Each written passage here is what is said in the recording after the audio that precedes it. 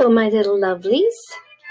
This is your Grandma Marty, Grana, and I've thought that maybe we could do some read aloud, but because it's hard to make our schedules work together, I thought perhaps I could read to you on video.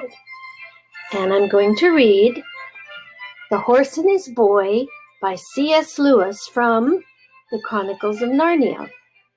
Now, Noah and Jacob have already read The Lion, Witch, and the Wardrobe, the first in the Chronicles of Narnia. I picked this one for several reasons. I found it at a bookstore. I like the illustrations, and we haven't read this one together yet. So what I'd like to do is read a couple of chapters, and then you can just turn it on and listen anytime you want. The most I can record is 45 minutes. Probably I'll keep it shorter than that, but let's see. So, The Chronicles of Narnia is written by C.S. Lewis. He was a man who lived in England, very, very intelligent. He taught at a university, Oxford, one of the finest universities in England. And for many years, he did not believe in God. He saw a lot of hard things happen. He went through the war as a soldier, and it just made him question whether there really was a God. But over time and through searching for truth, he came to not only believe in God, but become a voice of explaining, defending, and writing about the truths that he found in this universe. The Horse and His Boy has some very interesting sections to it. It is a fantasy world. It is a pretend world, but it is an interesting world. And so I'm just going to begin at the beginning. First chapter, How Shasta Set Out on His Travels. This is the story of an adventure that happened in Narnia and Calormenes and the lands between in the Golden Age, when Peter was High King in Narnia, and his brother and his two sisters were kings and queens under him. Something you need to know about Narnia is that it's a land that the children slip into, but they don't get to choose to go there themselves. A door has to be opened for them. Time in Narnia is not the same as Earth time. And there is a ruler of Narnia, and there's also a bad witch in Narnia. And so the children get involved in adventures. And the one they love the most is Aslan. In The Lion, the Witch, and the Wardrobe, Aslan made a great sacrifice to save Edmund, the young brother who betrayed his brothers and sisters and got them all in trouble. So Aslan's still in the story, but let's see what happens in The Horse and His Boy. In those days, far south in Calormenes, on a little creek of the sea, there lived a poor fisherman called Arshish, and with him there lived a boy who called him father. The boy's name was Shasta. On most days, Arshish went out in his boat to fish in the morning, and in the afternoon he harnessed his donkey to a cart, and loaded the cart with fish, and went a mile or so southward to the village to sell it. If it had sold well, he would come home in a moderately good temper and say nothing to Shasta, but if it had sold badly, he would find fault with him and perhaps beat him. There was always something to find fault with, for Shasta had plenty of work to do, mending and washing the nets, cooking the supper, and cleaning the cottage in which they both lived. Shasta was not at all interested in anything that lay south of his home, because he had once or twice been to the village with Arshish, and he knew that there was nothing very interesting there. In the village, he only met other men who were just like his father, men with long, dirty robes and wooden shoes turned up at the toe, and turbans on their heads and beards, talking to one another very slowly about things that sounded dull. But He was very interested in everything that lay to the north, because no one ever went that way, and he was never allowed to go there himself. When he was sitting out of doors mending the nets and all alone, he would often look eagerly to the north. One could see nothing but a grassy slope running up a level ridge, and beyond that the sky with perhaps a few birds in it. Sometimes if Arshish was there, Shasta would say, "Oh, my father, what is there beyond that hill?" And then if the fisherman was in a bad temper, he would box Shasta's ears and tell him to attend to his work. Or, if he was in a peaceable mood, he would say, "Oh, my son, do not allow your mind to be distracted by idle questions.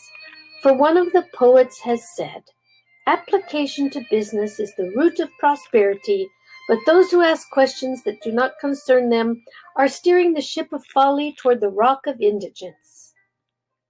Shasta thought that beyond the hill there must be some delightful secret which his father wished to hide from him. In reality, however, the fisherman talked like this because he didn't know what lay to the north. Neither did he care. He had a very practical mind. One day there came from the south a stranger who was unlike any man that Shasta had seen before. He rode upon a strong, dappled horse with flowing mane and tail, and his stirrups and bridle were inlaid with silver. The spike of a helmet projected from the middle of his silken turban, and he wore a shirt of chain mail. By his side hung a curving scimitar. A round shield studded with bosses of brass hung at his back, and his right hand grasped a lance. His face was dark, but this did not surprise Shasta because all of the people of Calormenes were like that. What did surprise him was that the man's beard was dyed crimson and curled and gleaming with scented oil. But Arshish knew by the gold on the stranger's bare arm that he was a Tarkan or great lord, and he bowed kneeling before him till his beard touched the earth and made signs to Shasta to kneel also. The stranger demanded hospitality for the night, which of course the fisherman dared not refuse. All the best they had was set before the Tarkan for supper, and he didn't think much of it. And Shasta, as always happened when the fisherman had company, was given a hunk of bread and turned out of the cottage. On these occasions, he usually slept with the donkey in its little thatched stable.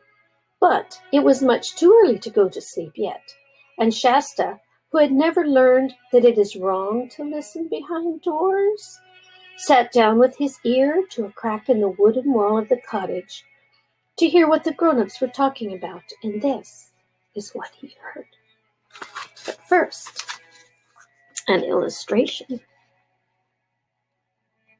There you see the sharp lance, the sharp sword, and the turban, and the fancy clothes, and the red beard, and Shasta and Arshish bowing before him. So this is what he heard. "And now, O my host," said the Tarkan, "I have a mind to buy that boy of yours." "Oh, my master," replied the fisherman, and Shasta knew by the wheedling tone the greedy look that was probably coming onto his face as he said it. "What price could induce your servant, poor though he is, to sell into slavery his only child and his only flesh? Has not one of the poets said, 'Natural affection is stronger than soup, and offspring more precious than carbuncles'?" "It is even so," replied the guest dryly, "but another poet has likewise said, 'He who attempts to deceive the judicious is already bearing his own back for the scourge.' Do not load your aged mouth with falsehoods. This boy is manifestly no son of yours, for your cheek is as dark as mine, but the boy is fair and white, like the accursed but beautiful barbarians who inhabit the remote north. How well it is said, answered the fisherman, that swords can be kept off with shields, but the eye of wisdom pierces through every defense. Know then, O my formidable guest, that because of my extreme poverty, I have never married and have no child. But in that same year in which the Tisroc, may he live forever, began his august and beneficent reign, on a night when the moon was at her full, it pleased the gods to deprive me of my sleep. Therefore, I arose from my bed in this hovel and went forth to the beach to refresh myself with looking upon the water and the moon and breathing the cool air. And presently I heard a noise as of oars coming across the water, and as it were, a weak cry. And shortly after, the tide brought to the land a little boat, in which there was nothing but a man, lean with extreme hunger and thirst, who seemed to have died but a few minutes before, and an empty waterskin and a child still living. Doubtless, said I, these unfortunates have escaped from the wreck of a great ship. But by the admirable designs of the gods, the elder has starved himself to keep the child alive, and has perished inside of the land. Accordingly, remembering how the gods never fail to reward those who befriend the destitute, and being moved by compassion, for your servant is a man of tender heart, leave out these idle words of your own praise, interrupted the Tarkan. It is enough to know that you took the child and have had 10 times the worth of his daily bread out of him in labor, as anyone can see. Now, tell me at once what price you put on him, for I am wearied with your loquacity. That means too many words. You yourself have wisely said, answered Arshish, that the boy's labor has been to me of inestimable value. This must be taken into account in fixing the price. For if I sell the boy, I must undoubtedly either buy or hire another to do his work. I'll give you 15 crescents for him, said the Tarkan. 15? cried Arshish in a voice that was something between a whine and a scream. 15? For the prop of my old age and the delight of my eyes? Do not mock my gray beard, Tarkan though you be. My price is 70. At this point, Shasta got up and tiptoed away. He had heard all he wanted, for he had often listened when men were bargaining in the village and knew how it was done. He was quite certain that Arshish would sell him in the end for something much less than 15 crescents, much more than 15 crescents, and much less than 70. For that, he and the Tarkan would take hours in getting to an agreement. You must not imagine that Shasta felt at all as you and I would feel if we had just overheard our parents talking about selling us for slaves. For one thing, his life was already little better than slavery. For all he knew, the lordly stranger on the great horse might be kinder to him than Arshish. For another, the story about his own discovery in the boat had filled him with excitement and with a sense of relief. He had often been uneasy because, try as he might, he had never been able to love the fisherman, and he knew a boy ought to love his father. And now apparently he was no relation to Arshish at all. That took a great weight off his mind. Why, I might be anyone, he thought. I might be the son of a Tarkan myself, or the son of the Tisroc, may he live forever, or of a god. He was standing out in the grassy place before the cottage while he thought these things. Twilight was coming on apace, and a star or two was already out, but the remains of the sunset could still be seen in the west. Not far away, the stranger's horse, loosely tied to an iron ring in the wall of the donkey's stable, was grazing. Shasta strolled over to it and patted its neck. It went on tearing up the grass and took no notice of him. Then another thought came to Shasta's mind. I wonder what sort of man the Tarkan is. He said out loud, it would be splendid if he was kind. Some of the slaves in a great lord's house have next to nothing to do. They wear lovely clothes and eat meals every day, even meat. Perhaps he'd take me to the wars and I'd save his life in a battle, and then he'd set me free and adopt me as his son and give me a palace and a chariot and a suit of armor. But then he might be a horrid, cruel man. He might send me to work in the fields in chains. I wish I knew. How can I know? I'll bet this horse knows, if only he could tell me. The horse had lifted its head. Shasta stroked its smooth as satin nose and said, I wish you could talk, old fellow. And then for a second he thought he was dreaming, for quite distinctly, though in a low voice, the horse said, But I can. Shasta stared into its great eyes, and his own eyes grew almost as big with astonishment. How ever did you learn to talk? He asked. Hush, not so loud, replied the horse. Where I come from, nearly all of the animals talk. Wherever is that? Asked Shasta. Narnia, answered the horse. The happy land of Narnia.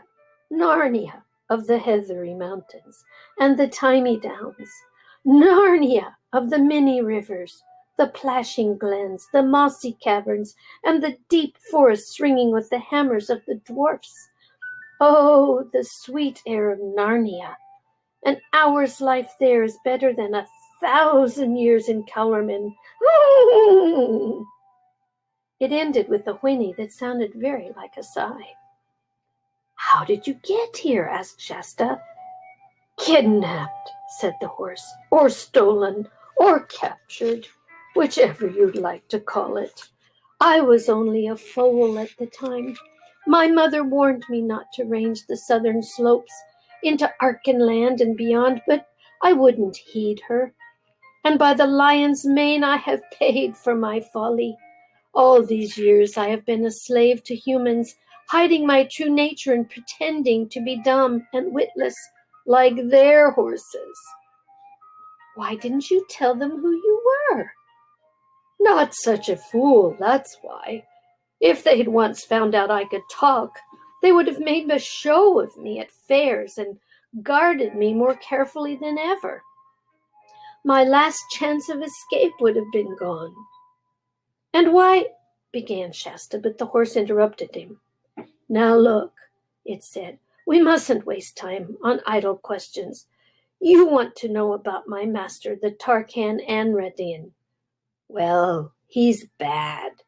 Not too bad to me, for a war horse costs too much to be treated very badly. But you'd better be lying dead tonight than go to be a human slave in his house tomorrow. Then I'd better run away, said Shasta, turning very pale. Yes, you had, said the horse. But why not run away with me? Are you going to run away too? Said Shasta. Yes, if you come with me, answered the horse. This is the chance for both of us. You see, if I run away without a rider, everyone who sees me will say, stray horse, and be after me quick. With a rider, I've got a chance to get through. That's where you can help me. On the other hand, you can't get far on those two silly legs of yours. What absurd legs humans have, without being overtaken.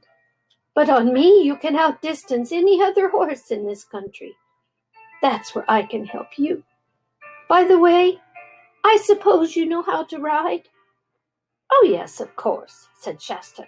At least, I've ridden the donkey. Ridden the what?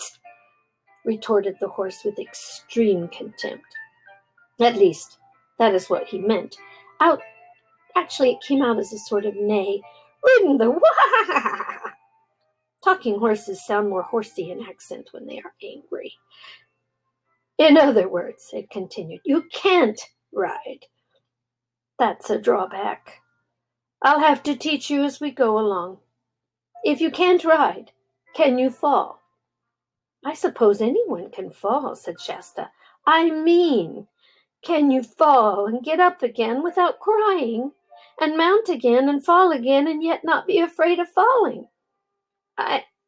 I'll try, said Shasta. Poor little beast, said the horse in a gentler tone. I forget, you're only a foal. We'll make a fine rider of you in time. And now we mustn't start until those two are asleep.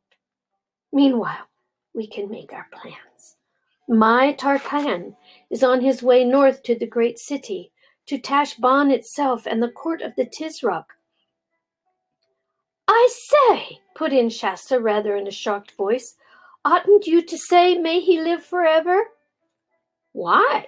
Asked the horse. I'm a free Narnian. Why should I talk slave and fool's talk? I don't want him to live forever, and I know that he's not going to live forever, whether I want him to or not. And I can see you're from the free north too. No more of this southern jargon between you and me. Now back to our plans. As I said, my human was on his way north to Tashbaan. Does that mean we'd better go to the south? I think not, said the horse. You see, he thinks I'm dumb and witless, like his other horses.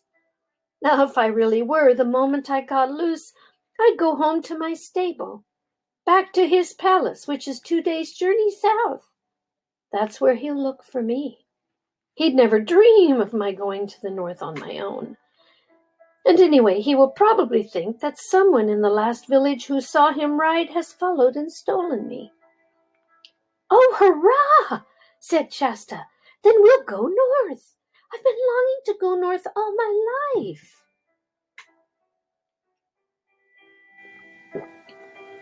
Of course you have, said the horse. That's because of the blood that's in you. I'm sure you're true northern stock, but not too loud. I should think they'll be asleep soon now. I'd better creep back and see, suggested Shasta. That's a good idea, said the horse. But take care you're not caught. It was a good deal darker now and very silent, except for the sound of the waves on the beach, which Shasta hardly noticed because he had been hearing it day and night as long as he could remember. The cottage, as he approached it, showed no light. When he listened at the front, there was no noise. When he got round to the only window, he could hear, after a second or two, the familiar noise of the old fisherman's squeaky snore. It was funny to think that if all went well, he would never hear it again. Holding his breath and feeling a little bit sorry, but much less sorry than being glad, Shasta glided away over the grass and went to the donkey's stable, groped along to the place where the key was hidden, opened the door, found the horse's saddle and bridle, which were locked up for the night. He bent forward and kissed the donkey's nose. I'm sorry we can't take you, he said. There you are at last, said the horse when he got back. I was beginning to wonder what had become of you. I was getting your things out of the stable, replied Shasta. Now can you tell me how to put them on? For the next few minutes, Shasta was working very cautiously to avoid jingling, while the horse said things like, Get that girth a bit tighter. You'll find a buckle lower down, or you'll need to shorten those stirrups a good bit. When all was finished, it said, Now, we've got to have reins for the look of the thing, but you won't be using them. Tie them to the saddle bow, very slack, so that I can do what I like with my head. And remember, you are not to touch them. What are they for, then? Asked Shasta. Ordinarily, they are for directing me, replied the horse. But I intend to do the directing on this journey, and you please keep your hands to yourself. And there's another thing. I'm not going to have you grabbing my mane." "But I say," pleaded Shasta, "if I'm not to hold on by the reins or by your mane, what am I to hold on by?" "You hold on with your knees," said the horse. "That's the secret to good riding. Grip my body between your knees as hard as you like. Sit straight up, straight as a poker. Keep your elbows in. And by the way, what did you do with the spurs?" "Put them on my heels, of course," said Shasta. "I do know that much." "Then you can take them off and put them in the saddlebag. We may be able to sell them when we get to Tashbaan. Ready? Now, I think you can get up." "Oh, you're a dreadful height," gasped Shasta after his first unsuccessful attempt. "I'm a horse, that's all," was the reply. "Anyone would think I was a haystack from the way you're trying to climb up me. There, that's better. Now sit up and remember what I told you about the knees. Funny to think of me, who has led cavalry charges and won races, having a potato sack like you in the saddle. However, off we go." It chuckled, not unkindly. And it certainly began their night journey with great caution. First of all, it went just south of the fisherman's cottage to the little river which there ran into the sea, and took care to leave in the mud some very plain hoof marks pointing south.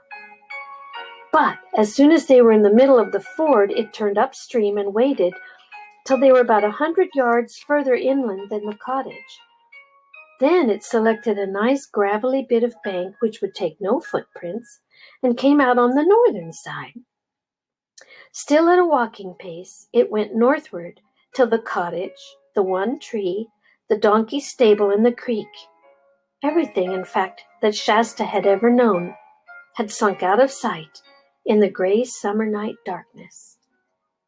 They had been going uphill, and now were at the top of the ridge which had always been the boundary of Shasta's known world. He could not see what was ahead, except it was all open and grassy. It looked endless, wild and lonely and free. "I say," observed the horse, "not yet. Rewind. "I say," observed the horse, "what a place for a gallop, eh?" "Oh, no, don't let's," said Shasta. "Not yet. I don't know how to. Please, horse, I don't know your name." "Brinny, Brinny, hoo-ha," said the horse. "I'll never be able to say that," said Shasta. "Can I call you Bree?" "Well, if that's the best you can do, I suppose you must," said the horse. "And what shall I call you?" "I'm called Shasta." Said Bree. "Well, there's a name that's really hard to pronounce, but about this gallop, it's a good deal easier than trotting if you only knew, because you don't have to rise and fall. Grip with your knees and keep your eyes straight ahead between my ears. Don't look at the ground. If you think you're going to fall, just grip harder and sit up straighter. Ready? Now, for Narnia and the North." End of chapter 1. Chapter 2, A Wayside Adventure. I love you. Bye.